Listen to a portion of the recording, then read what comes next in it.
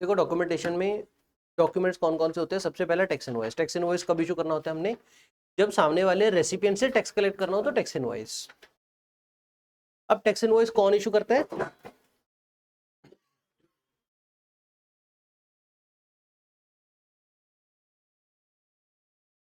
देखो इसमें ना मैं आपको जो मेन है वो स्टार मार्क करवाता रहूंगा। एक तो ये आपका कि रेसिपिएंट की एड्रेस की डिटेल कब चाहिए, address and the detail of the recipient कब चाहिए। अगर आपकी वैल्यू, अगर रेसिपिएंट रजिस्टर्ड है तो हमेशा चाहिए, और अगर रेसिपिएंट अनरजिस्टर्ड है तो कब चाहिए? अगर वैल्यू ऑफ सप्लाई 50,000 या मोर हो, 50,000 और मोर। इसकी एक्सेप्शन आई है, बताना कौन सी थी? अमेंडमेंट पड़ी थी अपना ने, एक्सेप्शन। एक तो OIDR सर्विसेज और ऑनलाइन मनी गेमिंग। करना ऑनलाइन गेमिंग नहीं, ऑनलाइन मनी गेमिंग और any such. OIDR is Online Information Database Access and Retrieval Services. Online Information Database Access and Retrieval Services. Online information पड़ी है या data पड़ा है, उसको एक्सेस करने की या डाउनलोड करने की सर्विसेज। OIDR या फिर ऑनलाइन मनी गेमिंग, इन दोनों केसेस में अमेंडमेंट क्या है कि irrespective of value of supply, अगर रेसिपिएंट अनरजिस्टर्ड है फिर भी उसकी आपको एड्रेस चाहिए ही चाहिए। एड्रेस मतलब स्टेट अगर मिल जाए ना मिनिमम बहुत है, इनफ है। उसके बाद HSN कोड। HSN कोड क्या चीज होती है? 8 डिजिट का कोड होता है हर एक गुड के लिए स्पेसिफिक। तो 8 में से कितने डिजिट मैंडेटरी हैं? अगर आप बड़ी एंटिटी हो 5 करोड़ से ज्यादा वाली तो 6 डिजिट मैंडेटरी है फॉर बोथ B2B B2C, और अगर अप टू 5 करोड़ वाली एंटिटी हो तो B2B के लिए 4 डिजिट मैंडेटरी है, और अगर B2C सप्लाई है तो फिर ऑप्शनल है। उसके बाद आ गया रिलैक्सेशन। ये रिलैक्सेशन क्या सीन है? वैसे हमने कहा कि टैक्स इनवॉइस इशू करना होता है, फाइन, जब आपकी सप्लाई टैक्सेबल होगी और रेसिपिएंट से टैक्स कलेक्ट करना होगा। लेकिन कहते हैं छोटे छोटे कुरकुरे के पैकेट है 10-20 वाले, तो उस केसेस में कल्ले कल्ले की कल्ले कल्ले की सप्लाई के लिए इनवॉइस इशू करने की लोड नहीं है। मल्टीपल सप्लाईज को इकट्ठा करके एक सिंगल इनवॉइस इशू कर दो। तो कौन कौन सी सप्लाईज को इकट्ठा कर सकते हैं for issuing a single invoice? तो कहते हैं कंडीशन क्या है? Value of supply less than 200 होनी चाहिए, मतलब अगर एग्जैक्ट 200 है तो भी आपको सेपरेट चाहिए होगा। दूसरा, सामने वाला बंदा अनरजिस्टर्ड होना चाहिए। तीसरा, सामने वाला बंदा बिल ना मांगे। 50 रुपए का अगर आप चिप्स का पैकेट लेके आ रहे हो और सामने वाला कह रहा है कि मुझे तो बिल चाहिए, वो अनरजिस्टर्ड है, तो भी सप्लायर को देना ही पड़ेगा। तो सप्लायर कब कंसोलिडेट कर सकता है multiple supplies into one single bill? Value of supply cut होवे, सामने वाला बंदा अनरजिस्टर्ड और सामने वाला बंदा बिल ना मांगे। इसके अलावा ध्यान रखना, कहते हैं मल्टीपल सप्लाईज इकट्ठी तो कर देंगे, लेकिन आपको इकट्ठी करके कब इनवॉइस इशू करना होता है? महीने के एंड पे, एक दिन के एंड पे? तो द आंसर इज दिन के एंड पे। एंड ऑफ द डे आपको इशू करना पड़ेगा पूरे दिन में जी सप्लाईज करी हैं। कुछ सप्लाईज का तो इंडिपेंडेंट इशू कर दिया होगा, जिनका इंडिपेंडेंट इशू नहीं किया उनको इकट्ठा करके डे के एंड पे एक सिंगल इनवॉइस इशू कर दो। उसके बाद जो आपका इनवॉइस नंबर होता है ना, उसके ऊपर हम इनवॉइस के ऊपर हमें एक सीरियल नंबर यूनिक कोड डालना चाहिए। लेकिन किन एंटिटीज को यूनिक कोड डालने की रिलैक्सेशन है? सीरियल नंबर और एड्रेस, ये दो चीजें डालने की रिलैक्सेशन है। किनको? एक तो insurance, bank, NBFC financial institution, और एक ट्रांसपोर्टेशन पैसेंजर सर्विसेज। तो काफ़ी सारी ब्रांचेस होती है, तो कहते हैं ये सीरियल नंबर मुश्किल हो जाता है थोड़ा। तो सीरियल नंबर और एड्रेस डालने की ज़रूरत नहीं है। किनको? बैंक, इंश्योरेंस, NBFC और पैसेंजर ट्रांसपोर्ट वालों को। ये मल्टीप्लेक्स सिनेमा लिख के पता है क्यों काटा हुआ है? क्योंकि सब जगह पे जो रिलैक्सेशन है ना, ज़्यादातर वो मल्टीप्लेक्स प्लस ये वाले सारे बंदे हैं। लेकिन इसी जगह पे क्या सीन है, मल्टीप्लेक्स को रिलैक्सेशन नहीं है, मल्टीप्लेक्स को सीरियल नंबर डालना पड़ेगा। लेकिन मल्टीप्लेक्स को एक और रिलैक्सेशन क्या है कि इनकी जो इलेक्ट्रॉनिक टिकट होगी ना, उसी को डीम टैक्स इनवॉइस कर लेंगे। इलेक्ट्रॉनिक टिकट को deem as a tax invoice, अलग से टैक्स इनवॉइस इशू करने की लोड नहीं है। सिमिलरली पैसेंजर ट्रांसपोर्ट वाले को उसकी टिकट को टैक्स इनवॉइस मान लेंगे। और बैंक, इंश्योरेंस, NBFC को रिलैक्सेशन क्या है? कल्ली कल्ली सप्लाई के लिए आपको इनवॉइस इशू करने की लोड नहीं है। मंथ एंड, यहाँ पे मंथ एंड आ गया, at the end of each month. Month and पे क्या करो, रेसिपिएंट वाइज पूरे महीने की जितनी भी टैक्सेबल सप्लाईज हुई हैं इकट्ठा करके एक टैक्स इनवॉइस इशू कर दो। बच्चे का डाउट आया कि सर बैंक चार्जेस के ऊपर GST लगेगा क्या? बैंक चार्जेस के ऊपर GST लगेगा। बैंक चार्जेस के ऊपर GST, हाँ टैक्सेबल है। और अगर बैंक चार्जेस के ऊपर GST लगे तो बिजनेस एंटिटी को उसका ITC मिलेगा। चला ही, आपको याद हो तो टेस्ट में आया था ये पॉइंट, अगर किया हो तो।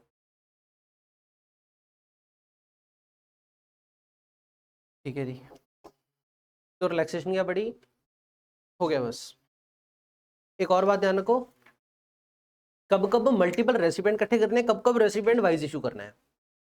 अगर रेसिपिएंट रजिस्टर्ड है, जैसे कि यहाँ पे इंश्योरेंस बैंक एमसी, तो इस केस में क्या होगा, रेसिपिएंट रजिस्टर्ड होगा, उसने आईटीसी भी लेना होगा, तो इस केस में क्या सीन है, रेसिपिएंट वाइज कंसोलिडेट करेंगे।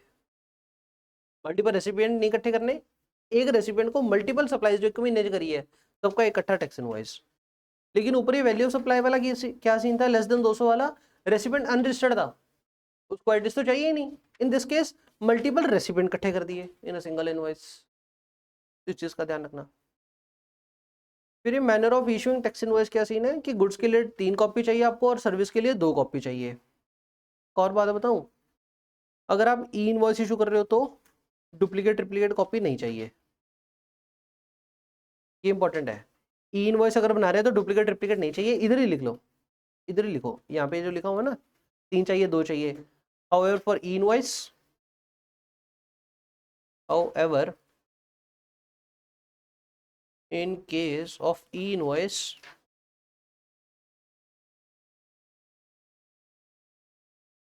such duplicate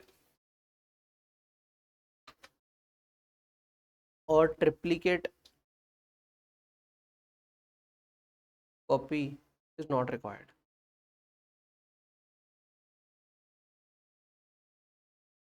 ई इनवॉइस के केस में डुप्लीकेट और ट्रिप्लीकेट नहीं चाहिए, अगर ई इनवॉइस नहीं है तब चाहिए डुप्लीकेट ट्रिप्लीकेट।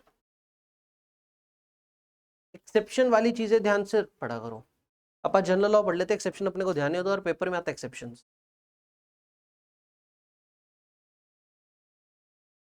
टैक्स इनवॉइस कौन इशू करेगा, टैक्स इनवॉइस अगर तो एफसीएम है तो डेफिनेट सप्लायर, और अगर आरसीएम है तो चेक करेंगे सप्लायर रजिस्टर्ड है अनरजिस्टर्ड है, सप्लायर रजिस्टर्ड है तो सप्लायर, सप्लायर अनरजिस्टर्ड है तो रेसिपिएंट इशू करेगा। अब इसमें लॉ आया था अगर आपको याद हो तो, रेसिपिएंट ने अगर इनवॉइस इशू करना होता है अंडर केस ऑफ आरसीएम तो कितने दिन में इशू करना होता है, कितने दिनों में।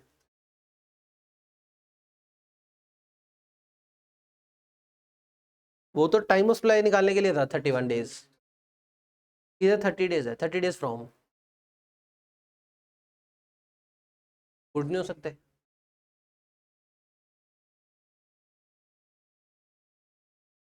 Thirty days from receipt of goods या सर्विस,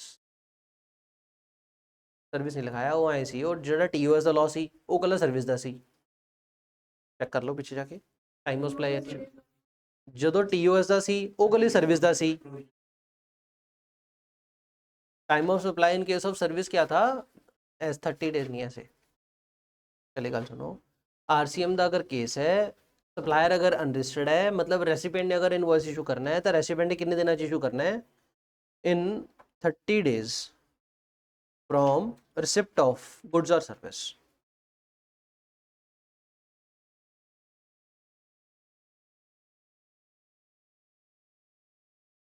ठीक हो क्या, ये तो आ गया इनवॉइस कितने दिन इशू करना है। दूजा टीओएस को तो बनूंगा, तो किसी invoice issued by the recipient और payment made by the recipient whichever is earlier. बस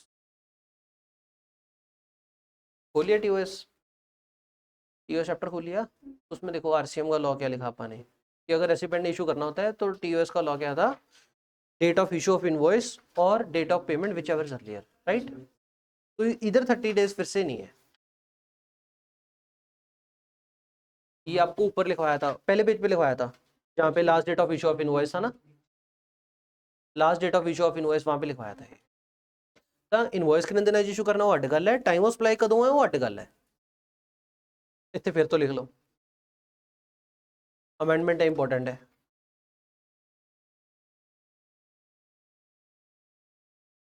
रेसिपिएंट ने कितने दिनों में इशू करना होता है, इन 30 days from receipt of goods या फिर services.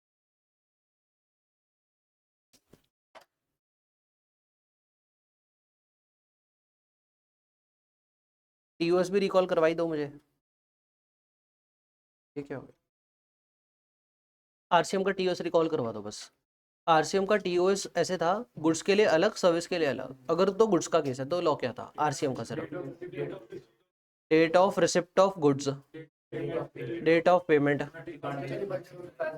31st day from supplier's invoice, ठीक है, ये था। और अगर सर्विस की बात करें तो उसमें दो केसेस आ गए भाई, सप्लायर ने इनवॉइस इशू करना है या रेसिपिएंट ने इनवॉइस इशू करना है। अगर तो सप्लायर ने इशू करना है फिर 61st day from supplier's invoice, जब सप्लायर ने इशू करना है फिर सप्लायर इनवॉइस 61st डे और date of payment whichever is earlier. लेकिन अगर रेसिपिएंट ने इशू करना है फिर डेट ऑफ पेमेंट या फिर issue of invoice by the recipient, देखो क्या। और रेसिपिएंट ने कितने दिन इशू करना होता है वो अड्ड तो लॉ है सेक्शन 31 में कि कितने दिन में इशू करना चाहिए, इन 30 डेज इशू करना चाहिए from the receipt of goods या फिर सर्विस। ये आरसीएम का लॉ है आपका, यही इंपॉर्टेंट है सबसे ज्यादा। एफसीएम का लॉ आपको आता है, उसमें कंफ्यूजन नहीं होती, आरसीएम में होती है वो ये लॉ है, बस यही दो ज्यादा इंपॉर्टेंट है टीओएस चैप्टर में।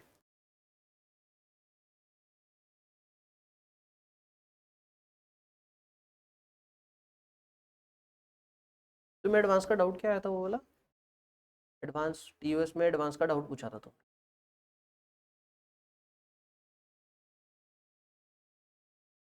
मैंने कहा था अप टू 1000, आपने कहा ये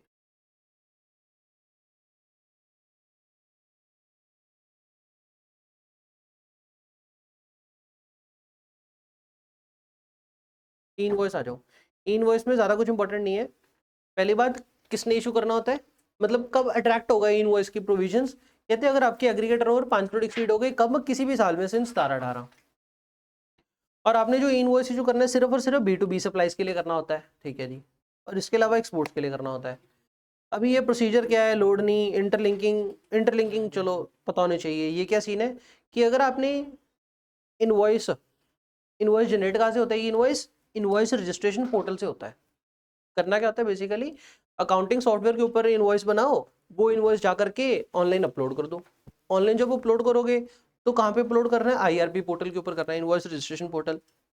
इस पोर्टल पे जब अपन इनवॉइस अपलोड करेंगे तो ये पोर्टल क्या करेगा, उस इनवॉइस के ऊपर एक IRN कोड लगा देगा, इनवॉइस रजिस्ट्रेशन नंबर दे देगा, लंबा सारा, बहुत सारा लंबा नंबर होगा, और एक QR कोड लगा देगा।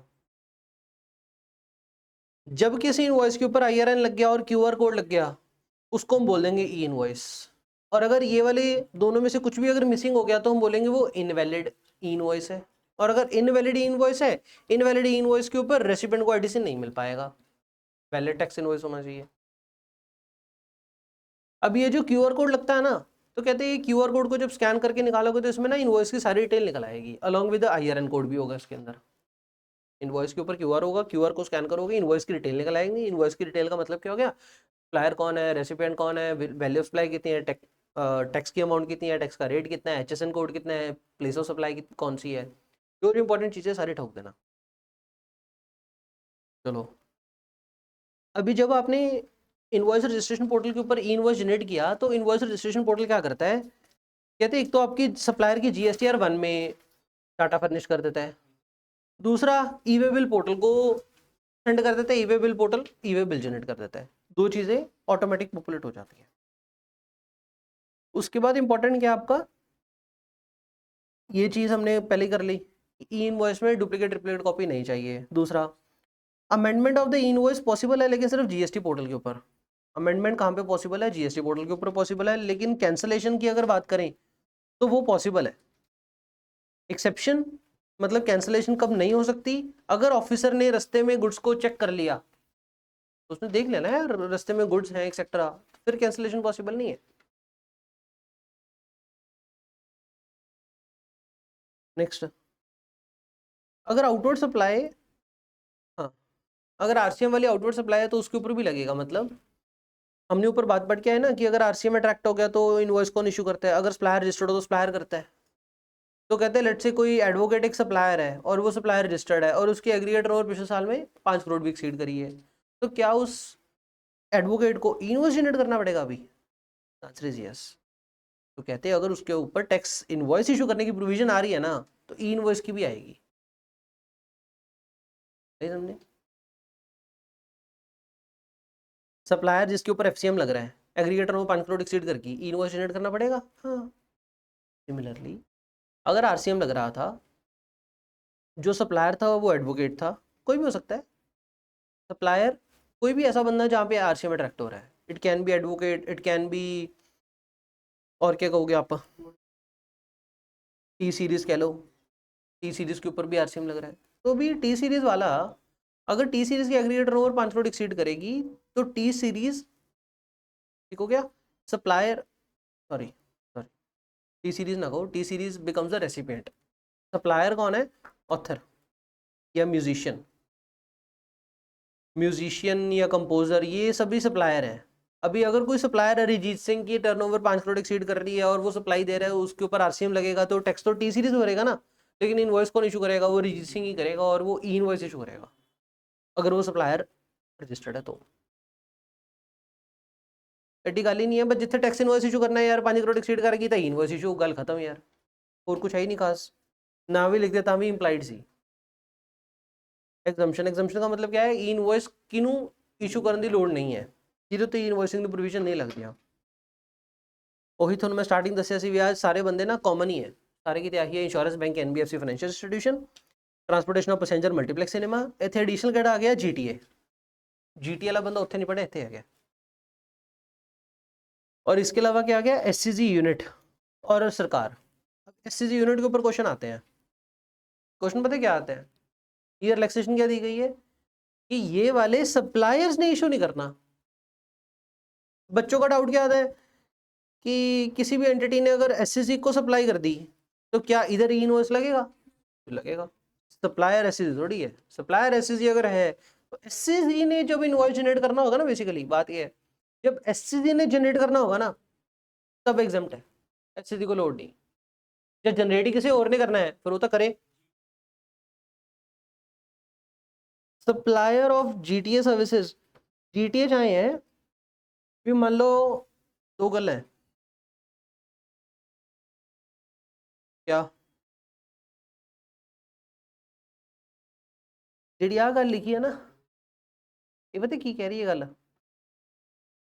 If outward supply taxable under RCM है, एग्जाम्पल के लिए मतलब आ कहानी ना कुल मिला के कह रही है, जिवें जीटीए की गल तू छेड़ ली, जीटीए दो केस बननगे, जीटीए का पहली गल था सप्लायर, रेसिपेंट कौन है, let's say company, body corporate, ठीक हो गया, रेसिपेंट है। अब या तो एफसीएम लगेगा या आरसीएम लगेगा।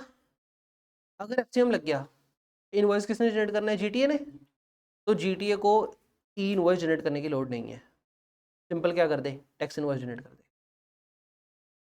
टैक्स इनवॉइस बहुत है। अगर लग गया आरसीएम, ठीक हो गया, तो इनवॉइस कौन इशू करेगा, अगर आरसीएम लग गया तो कौन करेगा, दो केस बनेंगे सर, सीधा नहीं कहना रेसिपिएंट, चेक करो जीटीए रजिस्टर्ड है अनरजिस्टर्ड है, अगर जीटीए रजिस्टर्ड है तो जीटी ने इशू करना है, जीटी को फिर से ई इनवॉइस इशू करने की लोड है, टैक्स इनवॉइस करते हैं, वो होता है। अगर जीटीए अनरजिस्टर्ड है तो कंपनी, अभी कंपनी इस केस में कौन सा इशू करेगी, सिंपल टैक्स इनवॉइस या ई इनवॉइस। कंपनी की फिर से टर्नओवर चेक कर लेना, और इस केस में कंपनी की टर्नओवर चेक करना, कंपनी के ऊपर ई इनवॉइसिंग की अगर प्रोविजन आ रही है तो वो अपने ऊपर भी इनवॉइस इशू कर लेगा। वैसे ये वाली बात ऊपर नहीं कही हुई, ऊपर जो बात लिखी हुई है ना, और सप्लायर के हाथ च लिखी हुई है, तो यहाँ क्या है, सप्लायर जे तेरी सप्लाई आउटवर्ड सप्लाई आरसीएम वाली है तो तू भी ई इनवॉइस इशू करी, अगर तेरी एग्रीगेटर 5 करोड़ एक्सीड करे तो। आप ये वाला जो केस मैंने बोला अभी अभी, ये ऊपर लिखा नहीं हुआ, ये बस अपन ने जनरल सब्सटेंस के अकॉर्डिंग चला लिया।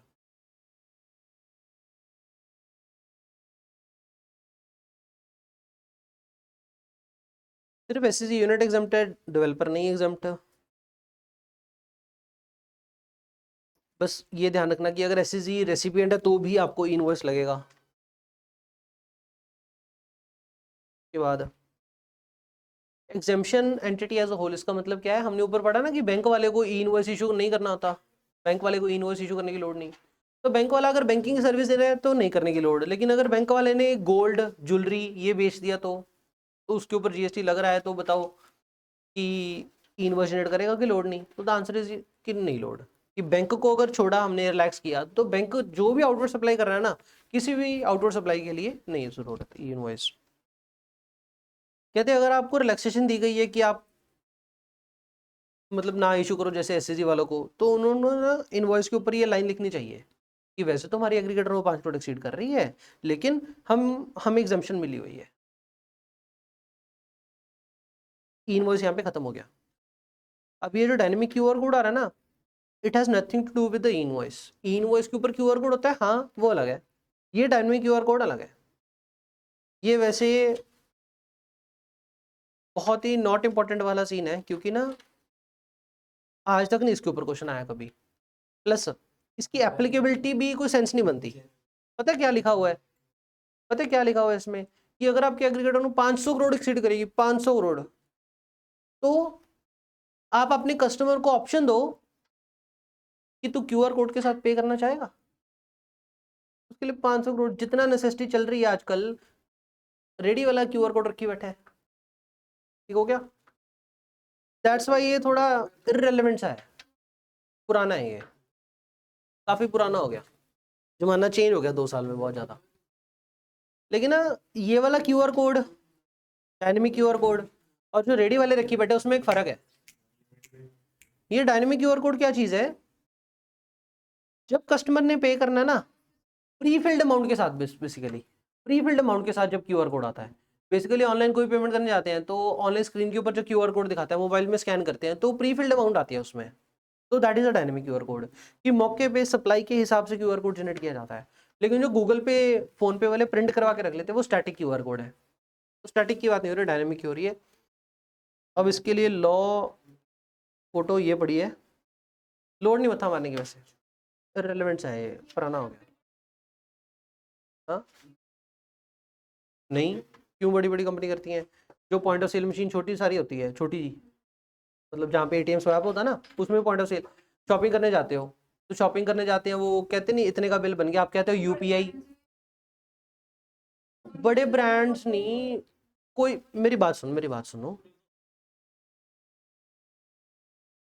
यार, होता ठीक है, शिवानी इज टू से कि सर ये बड़ी एंटिटी कर रहे हैं, छोटी नहीं कर रहे हैं, मैं कहना छोटी भी कर दे है। ਇਹ ਕਿੰਨਾ ਈਜ਼ੀ ਹੈ ਜਨਰੇਟ ਕਰਨਾ, ਮੈਂ ਤੁਹਾਨੂੰ ਉੱਥੋਂ ਦਿਖਾਣਾ, ਫਿਰ ਤੁਹਾਨੂੰ ਲੱਗੂਗਾ ਹਾਂ ਕੋਈ ਵੀ ਕਰ ਲੈਂਦਾ, ਕੋਈ ਵੱਡੀ ਗੱਲ ਨਹੀਂ। ਏਟੀਐਮ ਕਾਰਡ ਸਵਾਈਪ ਵਾਲੀ ਮਸ਼ੀਨ ਹੁੰਦੀ ਹੈ, ਕੱਲੀ ਕੱਲੀ ਦੁਕਾਨ ਤੇ ਪਈ ਹੁੰਦੀ ਹੈ ਬਾਜ਼ਾਰਾਂ 'ਚ, ਉਹ ਏਟੀਐਮ ਸਵਾਈਪ ਵਾਲੀ ਮਸ਼ੀਨ ਤੇ ਹੀ अमाउंट भरो, क्यूआर कोड आ जाऊगा। इतना सौखा काम है, कुछ भी नहीं है ये, पटाखा सा है। तो दैट्स वे आजकल हर एक ही कर रहा है। मैं मेडिसिन वाली शॉप से नजायज था पे है, रुपिंदर सिद्धू उसकी मेडिसिन वाली शॉप पे मैंने एक बार क्यूआर कोड करना था, उसने भी ये किया था। बहुत कॉमन है, कुछ भी नहीं है।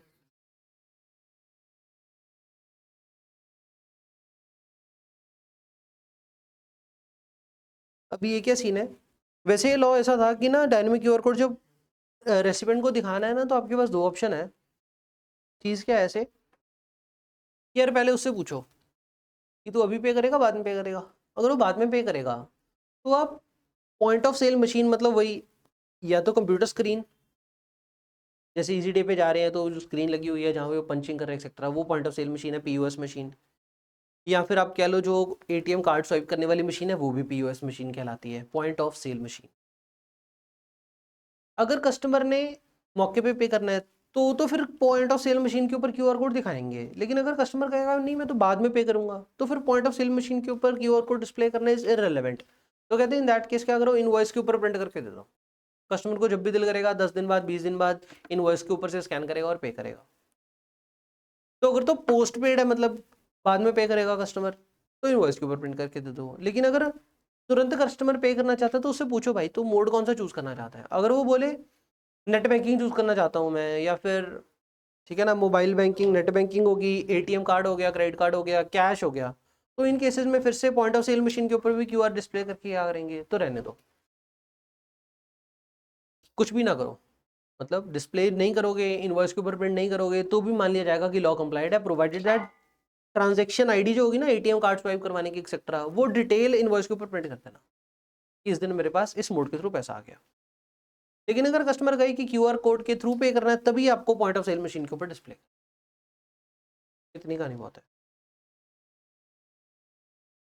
अभी ये क्या दे रखा है, एक्चुअल मैंने ये जो डायनेमिक क्यूआर कोड का लॉ है ना, ये सिर्फ और सिर्फ B2C सप्लाईज के लिए है। ध्यान के रखोगे, ई इनवॉइस किसके लिए था, B2B के लिए, डायनेमिक क्यूआर कोड किसके लिए, B2C के लिए। ये B2B के लिए था और ये B2C के लिए। अब ये टेबल किसी को समझ में नहीं आता क्या बना रखा है मैंने। रेसिपिएंट कौन है ये चेक करो। अगर रेसिपिएंट कौन है, गवर्नमेंट, जो कि टीडीएस काटने के लिए बनी हुई है, ठीक है। अगर रेसिपिएंट कौन है, गवर्नमेंट, टीडीएस काटने के लिए, तो डाउट ये था कि इसे रजिस्टर्ड पर्सन माने या ना माने, तो दे सेट की मान लो। अगर इसे रजिस्टर्ड मान लिया तो अगर गवर्नमेंट को सप्लाई करेंगे तो वो B2B कहलाएगी, B2C कहलाएगी, तो आंसर इज B2B कहलाएगी। और अगर B2B कहलाएगी तो इनवॉइस लगेगा, डायनेमिक क्यूआर कोड नहीं लगेगा। ठीक हो गया। क्या गवर्नमेंट की हमने ऊपर रिलैक्सेशन नहीं बढ़ी थी, वो टीडीएस नहीं, इनवॉइस अट्रैक्ट होएगा यहाँ पे। अगर गवर्नमेंट सप्लायर होती, मेन का गलत थी ना, अगर गवर्नमेंट सप्लायर होती तो इनवॉइस ना लगता। इस केस में तो गवर्नमेंट रेसिपिएंट है तो इनवॉइस तो लगेगा। दूसरा, अगर रेसिपिएंट कौन है, एससीजी यूनिट, और एससीजी यूनिट अगर रजिस्टर्ड है तो कैसे रजिस्टर्ड पर्सन मानोगे, मानेंगे, B2B बन गई, तो ई इनवॉइस लगेगा, डायनेमिक क्यूआर कोड नहीं लगेगा। और एससीजी यूनिट के केस में फिर से ई इनवॉइस लगेगा। क्यों लगेगा, क्योंकि एससीजी यूनिट क्या है, रेसिपिएंट। अगर एससीजी यूनिट सप्लायर होती तो ना लगता। थर्ड दिक्कत कहाँ पे है, अगर कोई बंदा यूआईएन होल्डर है, यूनिक आइडेंटिटी होल्डर, कौन होते हैं, फॉरेन डिप्लोमेट्स। जो फॉरेन डिप्लोमेट्स होते हैं उनके पास एक यूनिक आइडेंटिफिकेशन नंबर सरकार देती है इनको। ठीक हो गया। अब क्या इनको रजिस्टर्ड पर्सन कंसिडर कर लें क्योंकि इनके पास यूआईएन है जीएसटी लॉ के अंदर, तो नहीं, कहते इसको रजिस्टर्ड पर्सन ना मानो। क्योंकि इसको रजिस्टर्ड नहीं माना तो अगर यूआईएन वाले बंदे को सप्लाई किया तो it becomes a B2C supply, तो ई इनवॉइस का प्रोविजन नहीं लगेगी, डायनेमिक क्यूआर कोड लगेगा। लाला ये क्वेश्चन है, आपकी दुकान की टर्नओवर 20 करोड़ एक्सीड कर रही है, ठीक है, इनवॉइस लगेगा, इनवॉइस लगेगा ना। तो आप किसी अपने बाजार में जो रजिस्टर्ड बंदे हैं उनको जब इनवॉइस इशू करते हो तो इनवॉइस इशू करना पड़ेगा। जो आपने अभी अभी हर्ष को कॉपी ला के दी, इसके लिए अगर इनवॉइस इशू करना पड़ेगा इंडिपेंडेंटली या नहीं। कॉपी 250 रुपये की है, इंडिपेंडेंट इनवॉइस इशू करना पड़ेगा कि नहीं। हर्ष अनरजिस्टर्ड है, हर्ष कहता है मेरे को तो इनवॉइस नहीं चाहिए। एग्जैक्ट 200 का कॉपी है, फिर एग्जैक्ट कॉपी 200 दी है, पीछे नहीं देखना, एग्जैक्ट 200 की है, इनवॉइस इशू करना होगा। आपके ऊपर इनवॉइस लग रहा है तो इनवॉइस इशू करना पड़ेगा, टैक्स इनवॉइस सिंपल चलेगा। भैया या तू बोली चल, हर्ष को जो इनवॉइस इशू करना है इंडिपेंडेंट इशू करना पड़ेगा, इकट्ठा तो नहीं कर सकते। अब जो इंडिपेंडेंट इशू करना है वो इनवॉइस करना पड़ेगा या टैक्स इनवॉइस करना पड़ेगा। आपकी एग्रीगेट टर्नओवर 20 करोड़ एक्सीड हो रही है।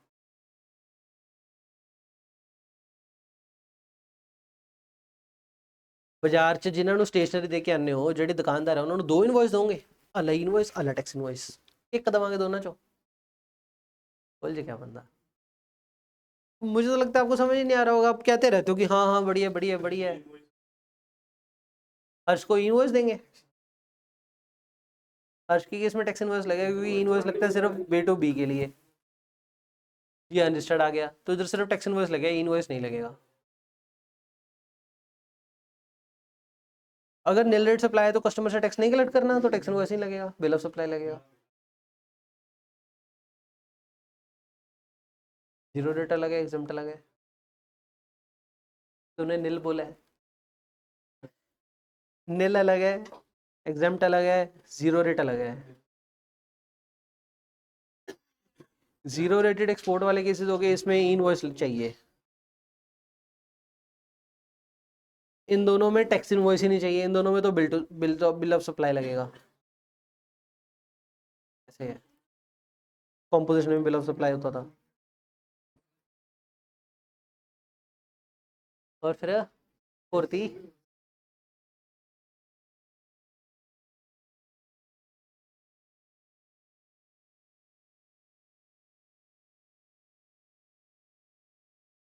तो इनवॉइस सिर्फ B2B के लिए लगता है, B2C के लिए नहीं लगता, और इसके अलावा एक्सपोर्ट के लिए लगता है। 5 करोड़ वाली लिमिट IRP के ऊपर क्यूआर कोड लगेगा, और डायनेमिक क्यूआर कोड कौन जनरेट करेगा, सेलर खुद ही कर लेगा। किसको रिलैक्सेशन है, ये सारे बंदा को है, इधर SCG को रिलैक्सेशन है, इधर SCG नहीं है, इधर OIDR वाला बंदा, OIDR service provider. Service provider word लिख लो, OIDR सर्विस प्रोवाइडर, उसको रिलैक्सेशन है, उसने नहीं करना।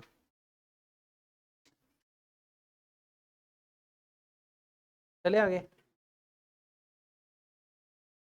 डेबिट नोट क्रेडिट नोट, ये तो यार बहुत हो गया पीछा बेटी, ये फिर से बताएं,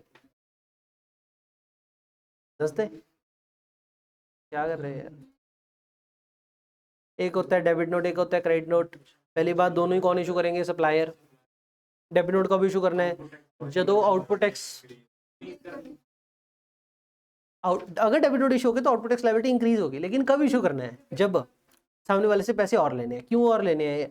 या तो एनहांस करनी है वैल्यू ऑफ सप्लाई, या जीएसटी रेट कट लाता, या क्वांटिटी कट दिखाई एक्सेट्रा, और पैसे लेने हैं, कुछ भी case due to any reason और पैसे लेने तो डेबिट नोट। और इस केस में सप्लायर के हाथ में तो क्या होगा? आउटपुट टैक्स लायबिलिटी इंक्रीज होगी। और रेसिपिएंट के हाथ में आईटीसी अवेल कर सकता है, और आईटीसी अवेल करने के 16/4 की टाइम लिमिट लगेगी इधर, लेकिन आउटपुट टैक्स लायबिलिटी इंक्रीज करने के लिए कोई भी टाइम लिमिट लगेगी। और जब आईटीसी के लिए 16/4 की लिमिट लगाने लगोगे तो 16/4 30 नवंबर फ्रॉम डेबिट नोट या from invoice? From debit note. Debit note खत्म हो गया, फिर आ गया क्रेडिट नोट। क्रेडिट नोट के केस में इशू कौन करेगा? सप्लायर ही करेगा। क्रेडिट नोट कब इशू करना होता है? जब सामने वाले को पैसे लौटाने हैं, उसको पैसे पे करने हैं, तो क्रेडिट नोट इशू करोगे।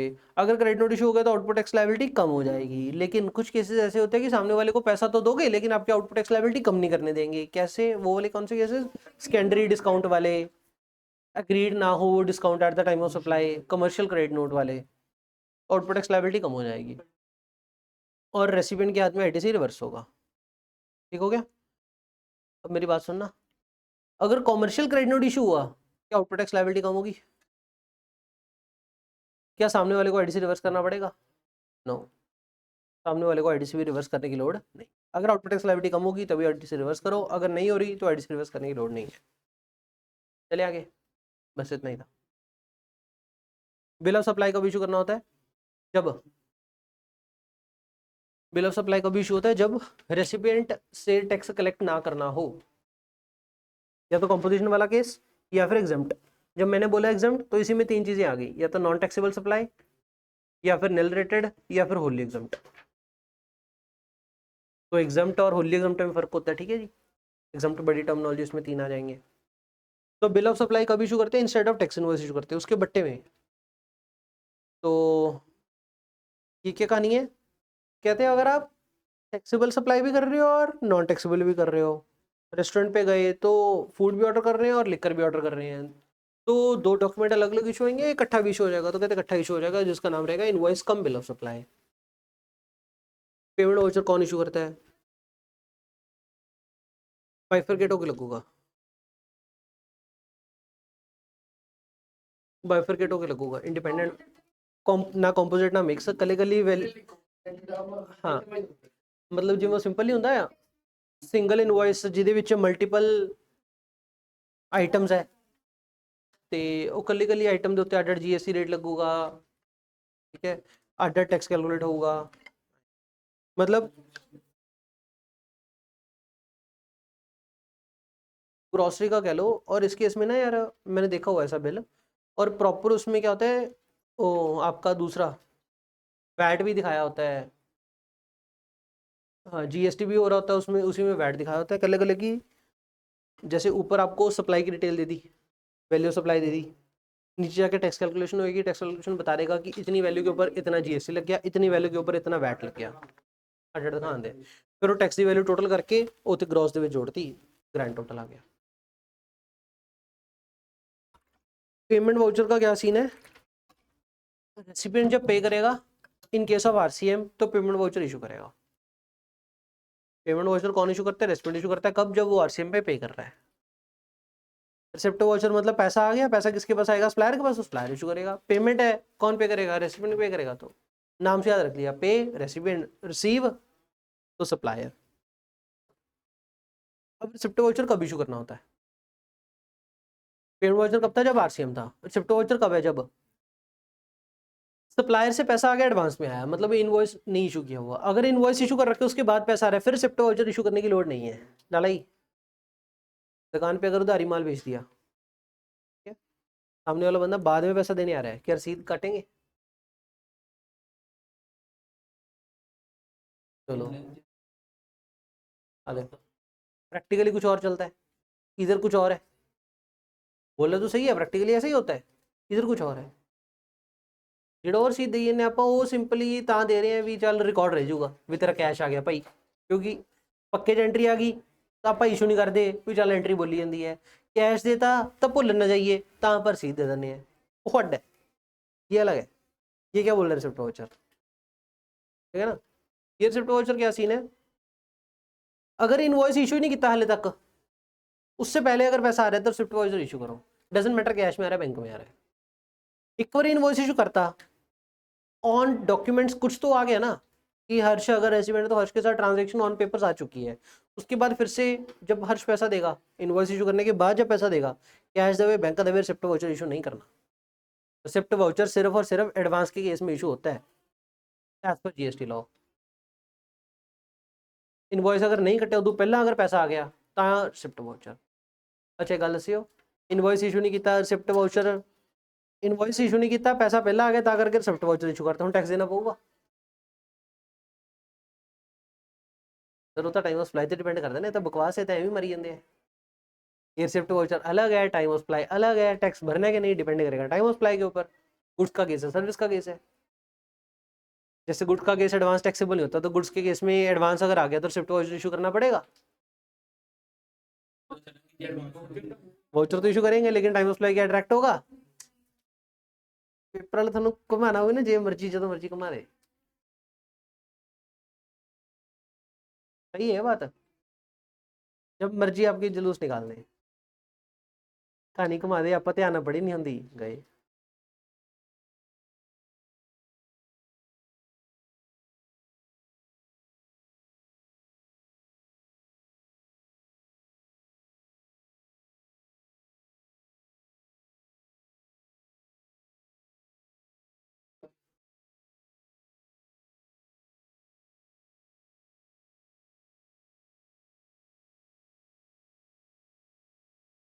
अभी ये क्या सीन चल रहा है आगे,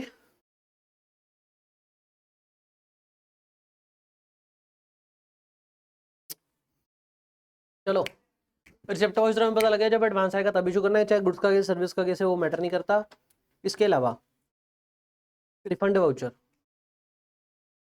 एक ये बात क्या दे रखी है, कहते जब आप एडवांस आया है ना, एडवांस आया रिसिप्ट वाउचर इशू करना है। सर्विस के केस में क्या एडवांस टैक्सेबल होता है, सर्विस के केस में एडवांस टैक्सेबल होता है। सर्विस आपको बहुत सारी देते हैं, बास्केट ऑफ सर्विसेज, जैसे आपका क्वेश्चन होता है ना, question number 1, basket of goods और सर्विसेज दे रहे हैं, तो बहुत सारी सर्विस दे रहे हैं कि सर्विस के ऊपर 5% है, 18% है, ठीक है, तो पता नहीं हमें कौन सा अट्रैक्ट होगा। लेकिन टीओ से अट्रैक्ट हो गया तो टैक्स जमा कराना है, ये पता नहीं रेट कौन सा अट्रैक्ट होगा बाद में। तो दैट्स वाई कहते हैं एक बार अगर आपको टैक्स जमा कराना हो तो 18% का रेट और इंटरेस्ट रेट के हिसाब से जमा करवा दो, करवा दिया। व्हाट इफ बाद में पता चला कि रेट तो 5% ही अट्रैक्ट हुआ और इंट्रा बना। अब अगर इंट्रा बना तो क्या सीजीएसटी एसजीएसटी डिले हो गया पे करने के लिए, पहले पे कर दिया आईजीएसटी, लेकिन आईजीएसटी तो पे नहीं करना था, सीजीएसटी एसजीएसटी पे करना था, और बाद में पे कर रहे हैं और वो डिले हो गया। तो अगर डिले हो गया तो उसके ऊपर इंटरेस्ट लगेगा क्या, तो कहते नहीं लगेगा। Consequence of wrong categorisation of supply, मतलब नहीं इनवॉइस नहीं पता किधर इशू करांगे, इनू इशू करांगे। मान लो location of recipient is a place of supply, the recipient Deloitte India, Deloitte India तो केड़े वाला ऑफिस इनवॉइस इशू कराऊंगा ये नहीं पता, चंडीगढ़ अलग रहा होगा, दिल्ली अलग रहा होगा, बैंगलोर अलग रहा होगा, मुंबई अलग रहा होगा। स्लैब ਦੇ केस भी मैं ਤੁਹਾਨੂੰ पहले कहता भी सर्विसेज आप मल्टीपल दे रहे हैं, प्रोफेशनल भी दे रहे हैं तो कुछ और भी दे रहे हैं। तो इस केस में क्या होगा, कहते कोई भी ब्याज नहीं देना पड़ेगा, और जो आपने पहले आईजीएसटी जमा करा रखे उसका आप रिफंड भी ले सकते हो, और जो डिले करोगे उसके ऊपर जमा नहीं कराना, बस इतना ही है। रिफंड वाउचर क्या सीन है, एडवांस में पैसा आ गया और वो रिफंड कर रहे हो तो रिफंड वाउचर इशू करो, प्रोवाइडेड दैट इनवॉइस अभी तक इशू नहीं हुआ। क्या बात कह रहे हैं, रिसिप्ट वाउचर इशू हो गया, पैसा आ गया, उसके बाद इनवॉइस इशू हो गया, उसके बाद रिफंड कर रहे हो, अब कौन सा डॉक्यूमेंट लगेगा, तो क्रेडिट नोट लगेगा, रिफंड वाउचर नहीं लगेगा। रिफंड वाउचर कब लगता है, इनवॉइस अभी तक इशू नहीं हुआ, पैसा आ गया, रिसिप्ट वाउचर इशू किया था, रिफंड कर रहे हैं, रिफंड वाउचर इशू कर दो। करेक्ट इनवॉइस बाद में कभी इशू होना था, अभी तक इशू हुआ नहीं है, उस केस में रिफंड वाउचर लगेगा। इनवॉइस इशू हो गया तो उसके बाद क्रेडिट नोट ही लगूगा। और रिफंड वाउचर इशू करने से क्या आउटपुट टैक्स लायबिलिटी कम होएगी? वो तो क्रेडिट नोट से होगी। आउटपुट टैक्स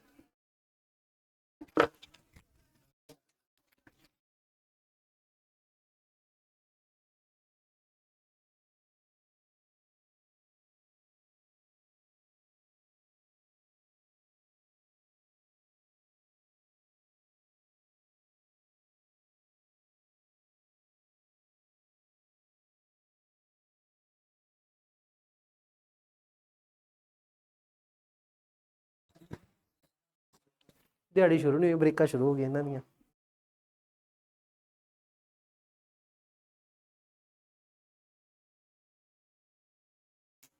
पेपर लेनी है जनवरी ले है। रिफंड वाउचर हो गया, डिलीवरी चलान पेपर लेते हैं, रोला बंद करते।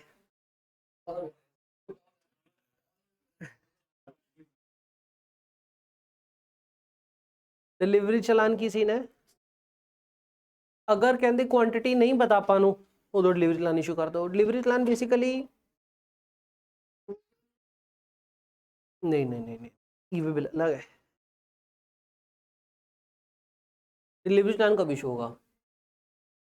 पहला केस क्वांटिटी नहीं पता, लिक्विड गैस का केस है, डिलीवरी चलान इशू कर दो। दूसरा केस सीकेडी एसकेडी, ये क्या सीन है? सेमी नॉकडाउन या कंप्लीटली नॉकडाउन, फुल फॉर्म नीचे लिखी पड़ेगी, होगी शायद।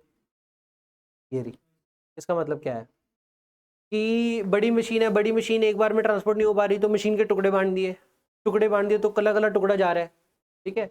अभी मशीन तो एक है तो इनवॉइस तो एक इशू किया होगा, लेकिन टुकड़ों में जा रहा है माल, तो टुकड़ों में अगर जा रहा है तो इनवॉइस एक ही इनवॉइस की है तो डुप्लीकेट कॉपी इशू करनी पड़ेगी गुड्स के साथ जाने के लिए। तो कहते हैं इनवॉइस की duplicate copy plus delivery challan for each आपकी ट्रांसपोर्ट इशू करो। तो डिलीवरी चलान कब इशू होगा? सेमी नॉकडाउन या कंप्लीट नॉकडाउन कंडीशन में, या फिर बैचेस में या लॉट्स में अगर गुड सप्लाई हो रहे हैं, मतलब इनवॉइस एक है लेकिन माल किस्तों में जा रहा है।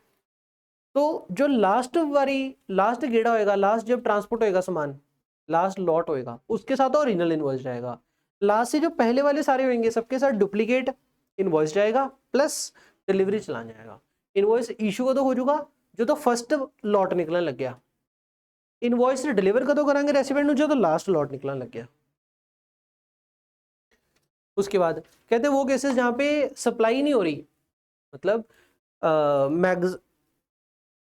एग्जीबिशन पे आप वो भेज रहे हो पेंटिंग, तो वो सप्लाई नहीं है लेकिन मूवमेंट तो हो रही है ना।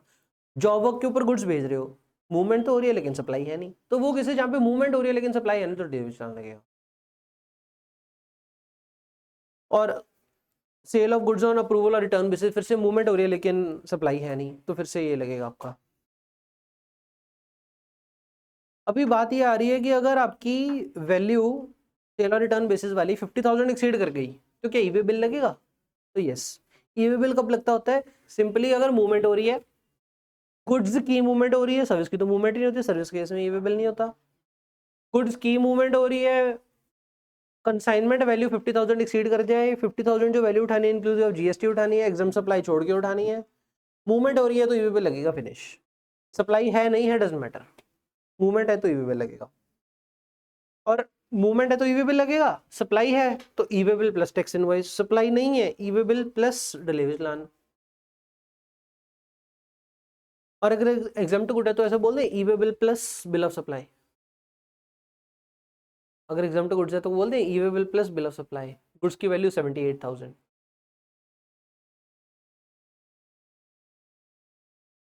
बोलो, नहीं कहना, कंसाइनमेंट वैल्यू में एग्जाम्प्ट छोड़ के होता है। 78,000 की अगर एग्जाम्प्ट है तो कंसाइनमेंट वैल्यू तो जीरो रह गया, तो ईवे बिल नहीं लगेगा। अरे चलो आगे, रिवाइज टैक्स इनवॉइस, ये क्या सीन है? हो गया शिवानी, खत्म आधे घंटे में। रिवाइज टैक्स इनवॉइस क्या सीन है? हेलो हेलो सर, जो टैक्स इनवॉइस एक बार इशू कर दिया उसको सही से रेक्टिफाई करना है तो रिवाइज कर दो, ऐसे। कहते आपकी इफेक्टिव डेट ऑफ रजिस्ट्रेशन मतलब आपने टैक्स किस दिन से भरना है, मतलब लेट्स से 2 सितंबर को हमारी एग्रीगेट टर्नओवर एक्सीड हो गई, ठीक हो क्या। अगर 2 सितंबर को एग्रीगेट टर्नओवर एक्सीड कर गई तो क्या लायबल टू रजिस्टर आ गए? हाँ। और हमने कितने दिन में अप्लाई करना था फॉर रजिस्ट्रेशन? मैंने 30 डेज में अप्लाई कर दिया, 7 सितंबर को कर दिया, और 10 सितंबर को मेरे को जीएसटी नंबर भी ग्रांट हो गया। 10 सितंबर को जीएसटी नंबर ग्रांट हो गया, तो date of issue of GST number किस दिन आ गया? 10 सितंबर। अब जो 10 सितंबर के बाद मैं इनवॉइसेस इशू करूंगा तब तो मैं सप्लायर अपना जीएसटी नंबर दिखा सकता हूँ। हाँ, लेकिन उससे 10 सितंबर से जो पहले इनवॉइसेस इशू करी बैठा हूँ, क्या तब मैंने जब रेसिडेंट को इनवॉइस इशू किया होगा तो क्या सप्लायर ने अपना जीएसटी नंबर दिखाया होगा? क्योंकि मैंने अपना जीएसटी नंबर नहीं दिखाया, तो होता है ना कभी कभी सप्लायर अगर जीएसटी नंबर ना दिखाए तो रेस्टोरेंट कहता है मैं तो जीएसटी नहीं देता तेरे को, तू कौन सा रजिस्टर्ड है। अगर सप्लायर ने सरकार को टैक्स भरना है तभी रेसिडेंट से कलेक्ट करेगा और भरेगा। तो हो सकता है कि रेसिडेंट ने टैक्स ना दिया हो ये बोल के कि तू तो जीएसटी नंबर ही नहीं तेरे पास। तो कहते वो सप्लाईज जो आपने करी थी किस दिन से, जिस दिन से आप लायबल टू रजिस्टर, अभी ये लायबल टू रजिस्टर हम कह रहे हैं और यहाँ पे लिखा हुआ इफेक्टिव डेट, इसका क्या फंडा है? अगले पेज पे आपको दिखेगा ये चीज, ये वाला टेबल, कि ना अगर आप लायबल टू रजिस्टर हो गए 2 सितंबर को और अगर आपने विद इन 30 डे अप्लाई कर दिया तो आपको जो जीएसटी नंबर मिलेगा ना वो इफेक्टिव किस दिन से होएगा? जिस दिन से आप लायबल थे, 2 सितंबर। तो इसको ये बोलते हैं effective date of GST number, ये वेरी इंपॉर्टेंट है। जीएसटी नंबर किस दिन से इफेक्टिव होगा? अगर तो वॉलंटरी वाला केस है, नहीं ये वाला अपन ने ये वाला डिस्कस किया अभी कि अगर आपने 30 दिन के अंदर अंदर अप्लाई कर दिया तो जीएसटी नंबर किस दिन से इफेक्टिव होगा? जिस दिन से you were liable to register. तो हम इस केस में कब से लायबल थे? 2 सितंबर। तो जो हमारे पास जीएसटी नंबर ग्रांट होगा होगा तो 10 सितंबर को। जीएसटी नंबर अपन पता कितने लगो भी अपना नंबर है वो 10 सितंबर को पता लगो, पर अगला नंबर कितने तो इफेक्टिव हो जाएगा, वो 2 सितंबर तो इफेक्टिव हो जाएगा। अब जिस दिन से इफेक्टिव हो गया उस दिन से लेकर के 10 सितंबर, इस पीरियड के जो इस पीरियड में जो सप्लाई करी होगी उस सप्लाई के लिए एक नया फिर से इनवॉइस इशू कर दो कस्टमर को और उससे टैक्स कलेक्ट कर लो।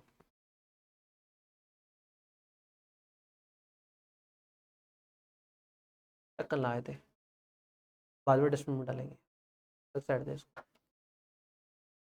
सुन लो, तुम कुछ नहीं समझ आ रहा, बस वही है ना, थोड़ा बहुत मसा ही आ रहा है क्योंकि कंसंट्रेशन से सुन नहीं रहे हो, फिर कोई भी क्वेश्चन पूछते हो अटक जाते हो, क्या फायदा उसका यार। ये तो फॉर्मेलिटी हो रही है कि मैं आ रहा हूँ बस बोल रहा हूँ, ठीक है। रोलजो को मैं थोड़ा दसी करना है, आईसीएल लेवल चेक रखे है, तैयारी थोड़ी सिंसियरिटी मतलब जीरो ही पई है।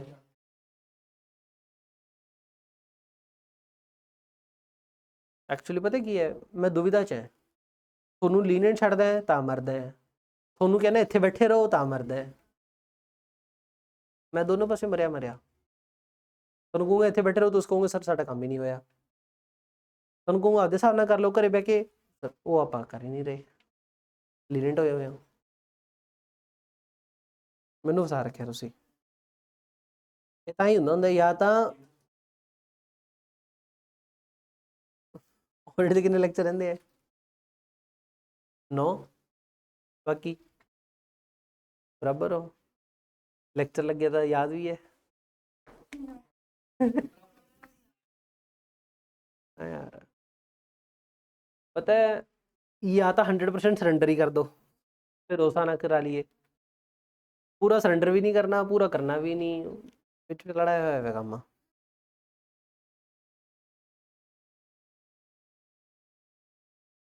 आई एग्री, लेकिन बस लगे रहो सारा दिन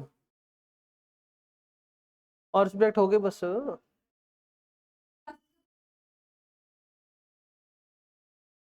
तब रिकॉल करना बहुत औखा हो जाएगा, फिर से रिवीजन लगानी पड़ेगी तब। करना तो याद ही है, वैसे तो कोई लोड नहीं होती, पर थोनू हले ये वाली हैबिट बनी नहीं ना, ਹੁਣ ਜਿੰਨੇ ਤੱਕ ਸੁਣਦੇ ਨੇ ਤੁਹਾਨੂੰ याद ही नहीं आता पुराना की सी, थोड़ी हैबिट ही है तो याद ही नहीं आना भी की सी है।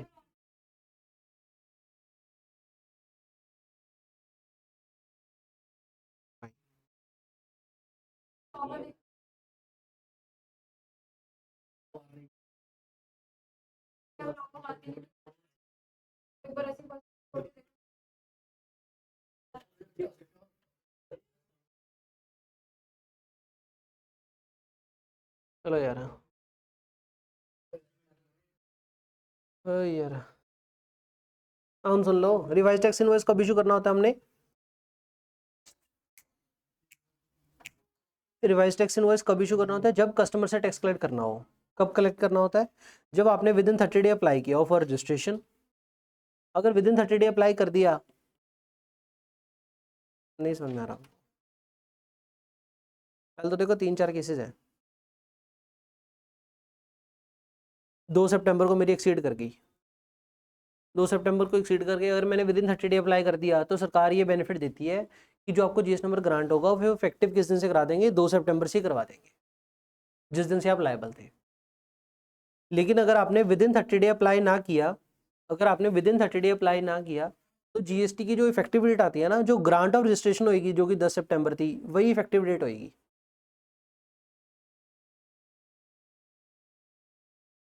कुछ ही बोलो।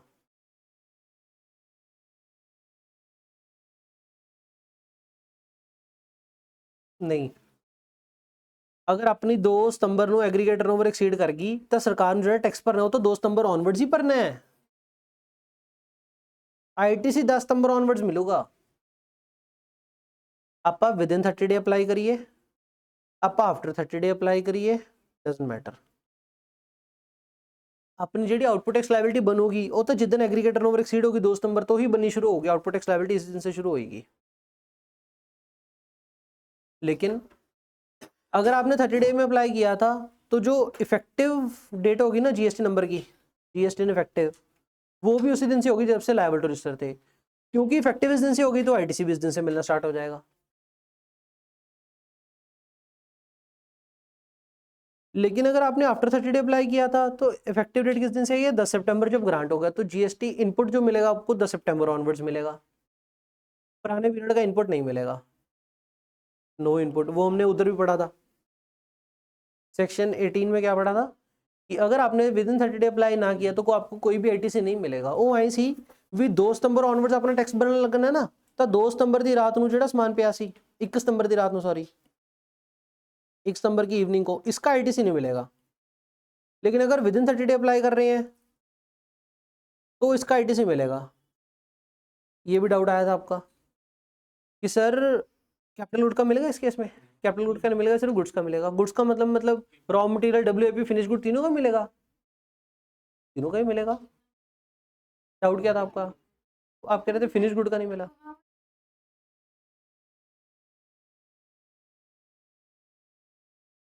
उसने 30 दिन में अप्लाई नहीं किया।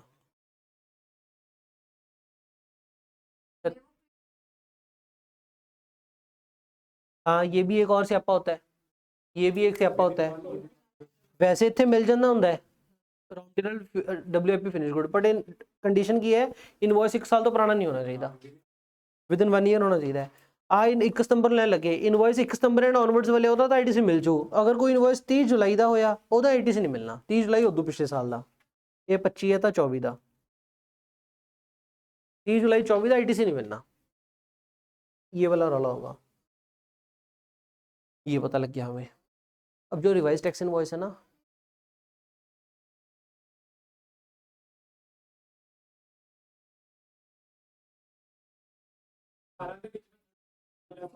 जब सेक्शन 18 लगता है तब सेक्शन 16(4) नहीं लगता। जब सेक्शन 18 लगता है तो सब सेक्शन 16(4) नहीं लगता। सेक्शन 18 के लिए सिंपल 1 ईयर है फ्रॉम डेट ऑफ इनवॉइस। 3 नवंबर वाली बात यहाँ पे नहीं अप्लाई करनी। इसके अलावा रिवाइज टैक्स इनवॉइस तो आया ही नहीं हले बिच। रिवाइज टैक्स इनवॉइस क्यों है? कस्टमर तो टैक्स कलेक्ट करवाना होवे ਤਾਂ। अगर आप आफ्टर 30 डे अप्लाई कर रहे हैं तो कहते कस्टमर तो टैक्स कलेक्ट करवाने नहीं देवांगे, तो इतने रिवाइज टैक्स इनवॉइस इशू नहीं हो सकता। लेकिन अगर विद इन 30 डे अप्लाई किया तो रिवाइज टैक्स इनवॉइस इशू हो सकता है। किहड़े पीरियड के लिए? ਆਪਾਂ ਨੂੰ ग्रांट कितों होया 10 सितंबर, तो जिस दिन तो लायबल रजिस्टर और जिस दिन ग्रांट हुआ ये वाले पीरियड में जी सप्लाई की थी, इसके लिए रिवाइज टैक्स इनवॉइस इशू हो सकता है। तो रिवाइज टैक्स इनवॉइस पहली बात कभी इशू हो सकता है? Only if we applied for registration in 30 दिन। और कितने टाइम में इशू करना होता है? 1 महीने में, with in 1 month, 1 month from grant of registration. 1 महीने के अंदर अंदर हमने करना होता है, और कब इशू करने देंगे? ओनली इफ हमने 30 डेज के अंदर अंदर अप्लाई किया था फॉर रजिस्ट्रेशन। ठीक है जी। अभी ये क्या आ गया, कल हमने एक चार्ट पढ़ा था, अगर आपको याद हो, 1 लाख वाला। हमने ये पढ़ा था जीएसटीआर 1 में और जीएसटीआर 1A में जब आउटवर्ड सप्लाई की डिटेल देनी होती है तो कल्ले कल्ले इनवॉइस की दे, मल्टीपल इनवॉइस की इकट्ठे करके दे दे। तो हमने वो चार्ट कैसे पढ़ा था? रेसिपिएंट चेक करो, अगर रेसिपिएंट कौन है? रजिस्टर्ड, तो इनवॉइस वाइज। रेसिपिएंट है अनरजिस्टर्ड, तो इंटर या इंट्रा, इंट्रा या इंटर। इंट्रा है तो विद इन स्टेट है तो रेट वाइज कंसोलिडेट कर दो irrespective of value of supply. लेकिन अगर इंटर स्टेट सप्लाई है तो अप टू 1 लाख है तो रेट वाइज और स्टेट वाइज कंसोलिडेट कर दो, मोर देन 1 लाख है तो इनवॉइस वाइज इंडिपेंडेंट। ठीक हो गया। वो क्या था? जीएसटीआर 1 ਦੇ ਵਿੱਚ डिटेल देनी हो किमें देनी है? ये क्या है? Consolidated revise tax invoice issue करना। मतलब ये इतने दिनों के लिए हमने इनवॉइस इशू करना है ना, 8 दिनों में जो सेल करी, या 9 दिन हो गए अगर, तो 9 दिनों में जो सेल करी इसका हमने रिवाइज टैक्स इनवॉइस इशू करना है। क्या ये हो सकता है कि 9 दिनों में एक ही बंदा 4 बार आगे सामान ले गया? हाँ, हो ही सकता है। अगर एक बंदा 4 बार आगे सामान ले गया तो उसको 4 इनवॉइस अलग अलग इशू करें, या 4 इनवॉइसेस का इकट्ठा एक ही इनवॉइस इशू कर दें? तो कहते डिपेंड करते हैं सामने वाला रजिस्टर्ड है अनरजिस्टर्ड है। रजिस्टर्ड है अलग अलग, अनरजिस्टर्ड है चेक करो, इंटर इंट्रा, इंट्रा इकट्ठे कर दो, इंटर वैल्यू चेक करो, वैल्यू कितनी? 2.5 लाख, इधर वैल्यू 2.5 लाख है, more than 2.5 lakh add, up to 2.5 lakh इकट्ठे कर दो, state wise rate wise.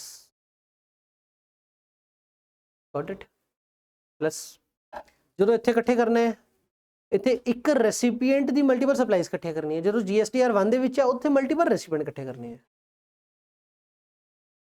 Rate wise obvious है। हाँ भाई, थॉट है, लगता तो नहीं।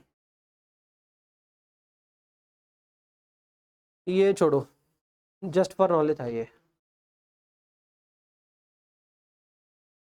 ओफो कह लो, ओफो और जीएफके में फर्क है।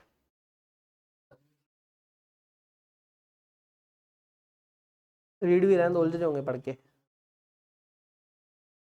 हमें स्किप लिख दो, वैसे भी हाथ से बनाया हुआ टेबल है ये जो सारी समरी सुनाई है ना, ये वाली बात लिखी हुई है उसमें।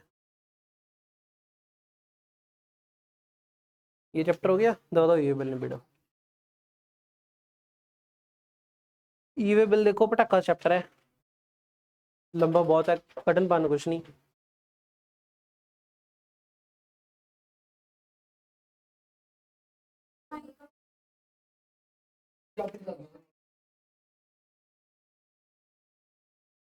लिमिट तो 4 बार बता दी मैंने। हाँ जी,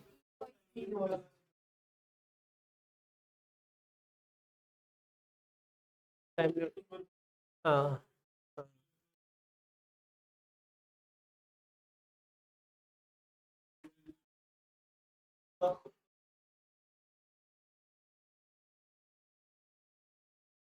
अगर आप आफ्टर 30 डे अप्लाई किया तब कोर्स ही बात है, वो जेड़ा अपन जीएस नंबर ग्रांट होगा 10 नंबर नहीं होगा, लेट होगा वो।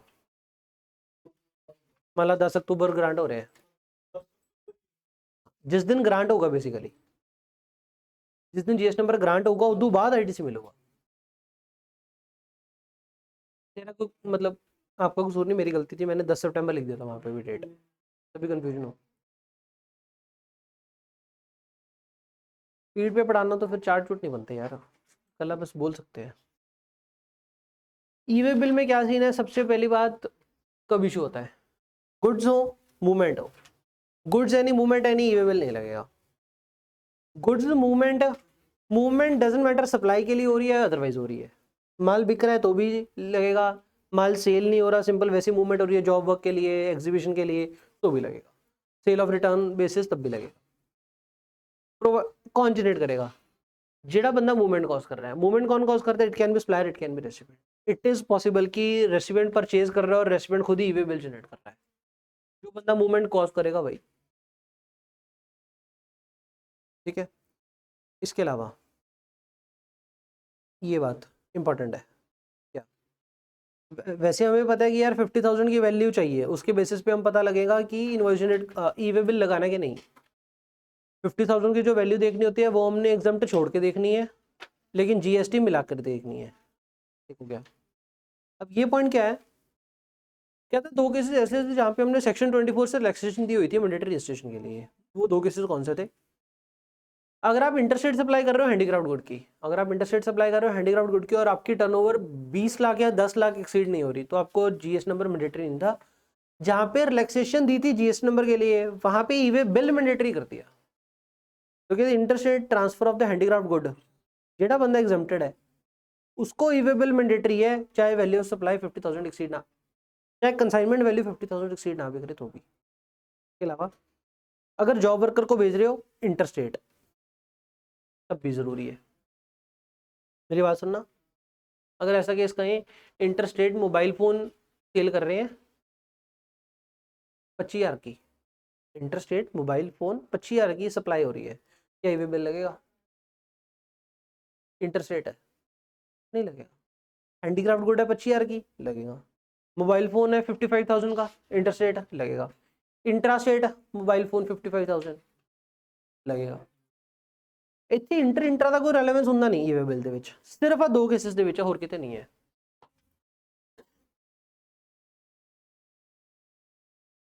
Bill to ship to model में बस इतनी बात ध्यान रखने वाली है कि यार कौन जनरेट करेगा, है ना? बिलिंग एड्रेस वाला बंदा मतलब ओरिजिनल सप्लायर, क्यों बिलिंग एड्रेस वाला बचोला?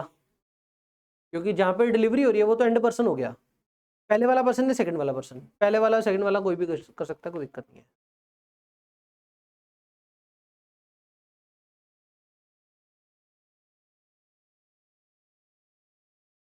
गुड्स डिटेन कर लेंगे है, सी फाइनल चलो। अगर ई वे बिल इशू करना था लेकिन आपने नहीं किया तो गुड्स डिटेन कर लेंगे। डिटेन और सील में फ़र्क क्या है? डिटेन इज टेम्परेरी, जब तूने बोला सील परमानेंट वाला सीन, क्या लो सील वर्ड वैसे ये बोलती नहीं इधर। एक डिटेन होता है, एक कन्फिस्केशन होती है। कन्फिस्केशन मतलब ऑनरशिप सरकार दी होगी, डिटेंशन मतलब टेम्परेरी।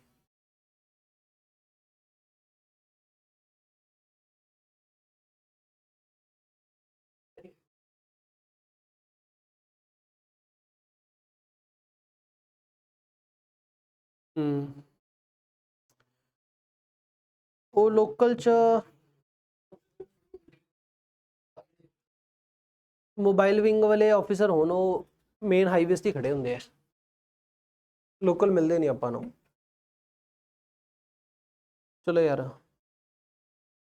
अभी ये जो कहानी है ना सारी, मैंने तो पहले रखी नहीं हुई थी, ये जॉका ने रखा थी क्या कह के। आप थे यार बेले जे जो आगे होंगे ज़्यादा बड़ा नाले वो तंग करते कहीं कहीं। आप ठीक हो? हाँ आप सारे यानी ठीक हो, ऐसे ही होना चाहिए। बुक वॉर्म्स टाइप होता है ना कई बच्चे, एक आधा वो टक्कर गया था, उसकी वजह से मुझे ये सारा रखनी पड़ी थी थ्योरी। ये सब बेकार है यार, बस एक वैलिडिटी ध्यान रखना। वैलिडिटी ऑफ ईवे बिल में क्या सीन है कि एक बार अगर ईवे बिल जनरेट करेंगे तो कितने दिन के लिए वैलिड रहेगा? ईवे बिल जनरेट कब करना होता है वैसे? कदों करना होता है, कदों कदों कदों, जैसे last date of issue of invoice था ना, last date of issue of invoice कि गुड्स का केस है तो रिमूवल के वक्त, सर्विस का केस है तो विद इन 30 डे। वैसे ईवे बिल कब इशू करना होता है? बोलो। रिमूवल, जब मूवमेंट स्टार्ट करने लोगों जस्ट उससे पहले। इनफैक्ट इसमें भी ना दो चीज़ें होती है, कहते एक होता है पार्ट ए, एक होता है पार्ट बी। पार्ट ए में क्या होता है? सप्लायर, पार्ट ए में सप्लायर की डिटेल, फिर ट्रांसपोर्टर की। पार्ट ए में सप्लायर की होती है, ये रहा सप्लायर। बेसिकली सप्लायर नहीं कहेंगे, पार्ट ए में वो उसकी होगी जो बंदा मूवमेंट कॉज कर रहा है, it can be buyer, it can be supplier. Part B में डिटेल होती है आपकी ट्रांसपोर्टर की, पार्ट बी में ट्रांसपोर्टर की होती है। और जो पार्ट बी है ना वो स्पेसिफिकली तभी भरना चाहिए जब मूवमेंट स्टार्ट होने लगे।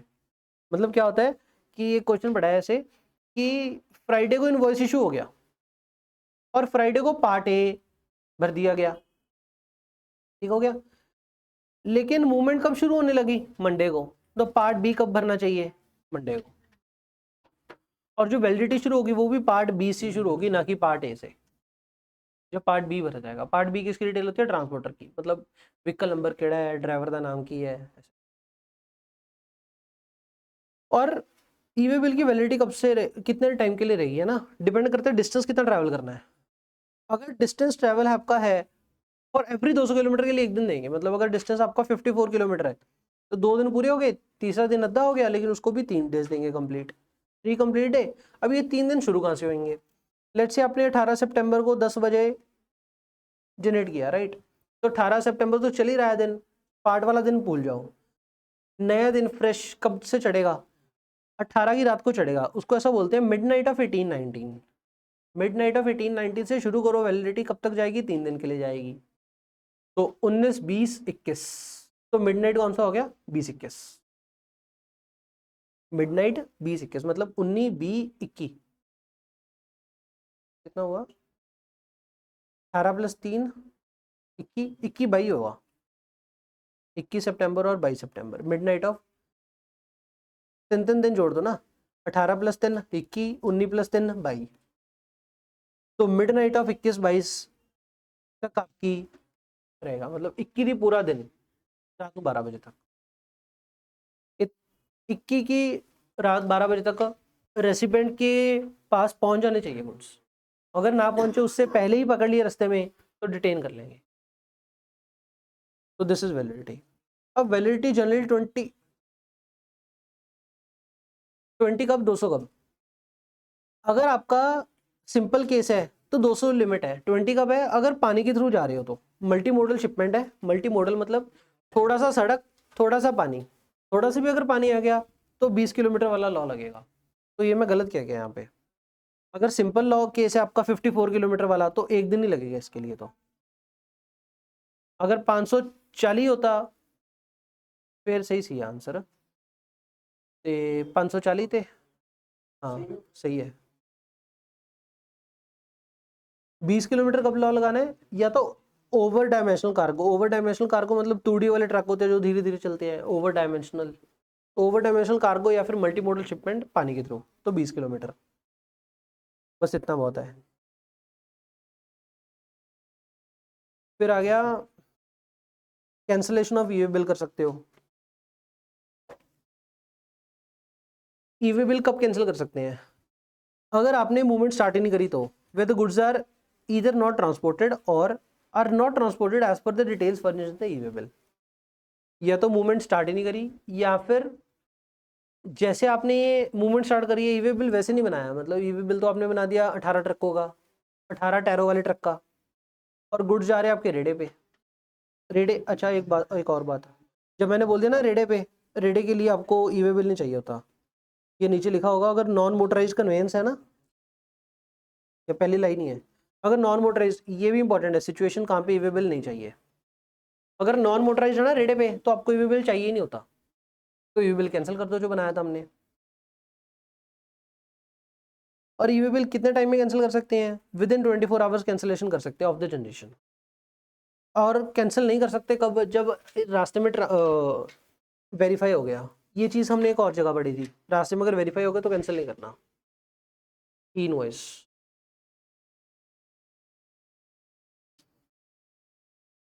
अगर कोई मिस्टेक है, इनकरेक्ट है, e way bill edit, it cannot be edited or corrected, only option is cancellation.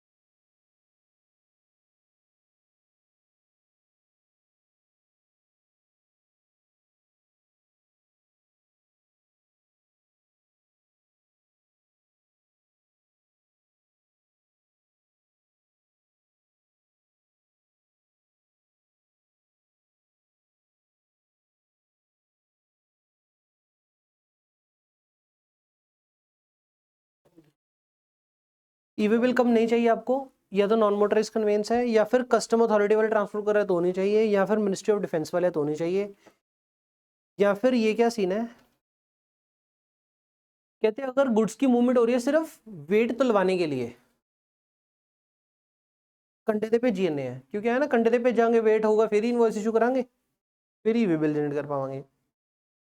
अगर कंधे पे जीएनए तलान से प्रोवाइडेड दैट वो जो वेमेंट ब्रिज है ना, वे ब्रिज बोलते हैं उसे, ये जो वे ब्रिज है वो 20 किलोमीटर ही होना चाहिए दूरी, 20 किलोमीटर से ज़्यादा है तो ये रिलैक्सेशन अवेलेबल नहीं है, और 20 किलोमीटर के अंदर अंदर मिल जाता है,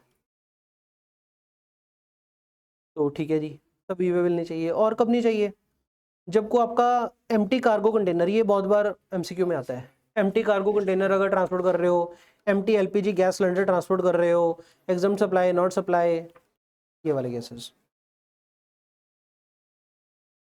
और ई वे बिल जनरेशन आपका ब्लॉक हो जाएगा, ये हमने उधर पढ़ हटे, वैसे इधर लोड नहीं, कि जब भी दो जीएसटीआर 1 नहीं भरी, दो जीएसटीआर 3 भी नहीं भरी, या दो सीएमपी सीरेट नहीं भरी, consequence of non filing of return में पढ़ा था हमने ये, बस बहुत है इतना, फिनिश।